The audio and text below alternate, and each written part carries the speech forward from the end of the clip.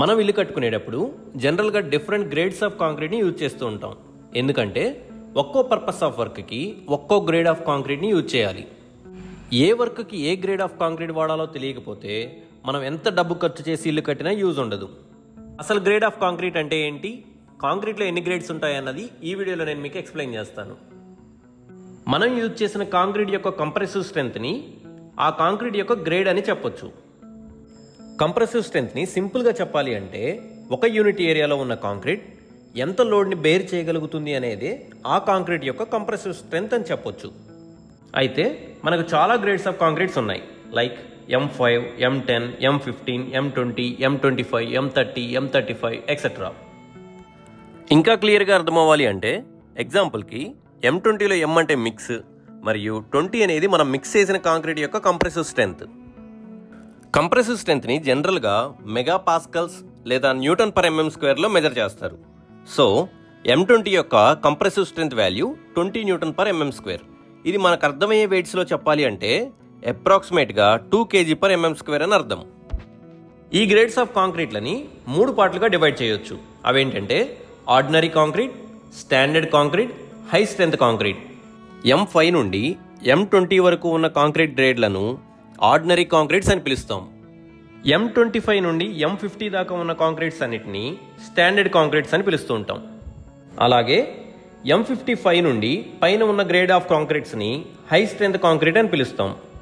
ఇప్పుడు ఈ different grades of కాంక్రీట్స్కి మిక్స్ రేషియోస్ ఎలా ఉంటాయి అని అంటే M5కి 1:5:10, అంటే 1 పార్ట్ ఆఫ్ సిమెంట్కి 5 parts of sand, 10 parts of మెటల్ని మిక్స్ చేసి కాంక్రీట్ని ప్రిపేర్ చేస్తే ఆ కాంక్రీట్ని M5 గ్రేడ్ ఆఫ్ కాంక్రీట్ అని పిలవచ్చు. M5 1:5:10, M7.5 1:4:8, M10 1:3:6. ఈ 3 గ్రేడ్స్ ఆఫ్ కాంక్రీట్ని జనరల్గా మనం PCC వర్క్స్లో యూజ్ చేస్తూ ఉంటాం. PCC వర్క్స్ అంటే ప్లెయిన్ సిమెంట్ కాంక్రీట్ వర్క్స్. దీనిలో ఐరన్ అనేది యూజ్ చేయం. అలాంటి వర్క్స్ అన్నింటిలో కూడా మనం ఈ 3 గ్రేడ్స్ ఆఫ్ కాంక్రీట్ని యూజ్ చేసుకోవచ్చు. జనరల్గా ఈ ప్లెయిన్ సిమెంట్ కాంక్రీట్ని ఫుటింగ్ బెడ్ గానో లేదా గ్రనైట్ ఆర్ టైల్స్కి బెడ్ గానో యూజ్ చేస్తూ ఉంటాం. ఇక M15 అంటే 1:2:4, అలాగే M20 1:1.5:3. వీటిని RCC వర్క్స్లో యూజ్ చేస్తూ ఉంటాం. అంటే ఎక్కడైతే ఐరన్ ప్రొవైడ్ చేస్తామో వాటిల్లో M15 and above grade of కాంక్రీట్స్ని యూజ్ చేస్తూ ఉండాలి. Up to G+2 residential buildings వరకు కూడా కాలమ్స్లో, బీమ్స్లో, ఫుటింగ్స్లో, స్లాబ్స్లో వీటన్నిటిలో కూడా M20 గ్రేడ్ ఆఫ్ కాంక్రీట్ని యూజ్ చేయొచ్చు.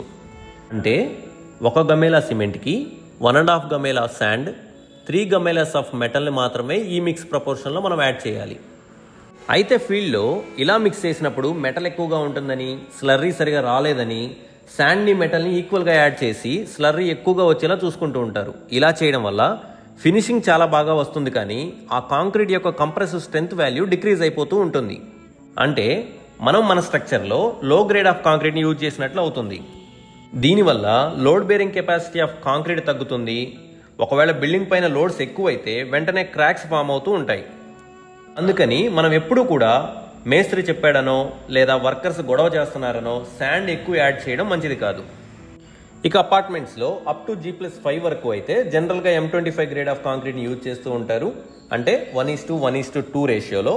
ఒకవేళ అపార్ట్మెంట్స్లో ఎక్కువ ప్లాట్స్ ఉన్నట్లయితే స్ట్రక్చరల్ ఇంజనీర్ లోడ్స్ని బట్టి A grade of concrete use చేయాలో డ్రాయింగ్స్లో మెన్షన్ చేస్తారు. M30 నుండి పైన ఉన్న కాంక్రీట్ గ్రేడ్స్ అన్నిటికీ కూడా ఈ విధంగా మిక్స్ ప్రపోర్షన్స్ని చెప్పం, ఎందుకంటే అవి స్పెషల్ డిజైన్ మిక్స్ కిందకి వస్తూ ఉంటాయి. ఈ M30 and above grade of కాంక్రీట్స్ని జనరల్గా హై రైజ్డ్ బిల్డింగ్స్లో, కమర్షియల్ కాంప్లెక్స్లో, ఇరిగేషన్ ప్రాజెక్ట్స్లో లేదా హెవీ రోడ్ వర్క్స్లో యూజ్ చేస్తూ ఉంటారు. సో మీ ఇంటికి ఏ గ్రేడ్ ఆఫ్ కాంక్రీట్ వాడాలి, దాని మిక్స్ ప్రపోర్షన్ ఎలా ఉండాలి అన్న విషయాన్ని మీ డిజైనర్ని లేదా మీ ఇంజనీర్ని అడిగి తెలుసుకోండి.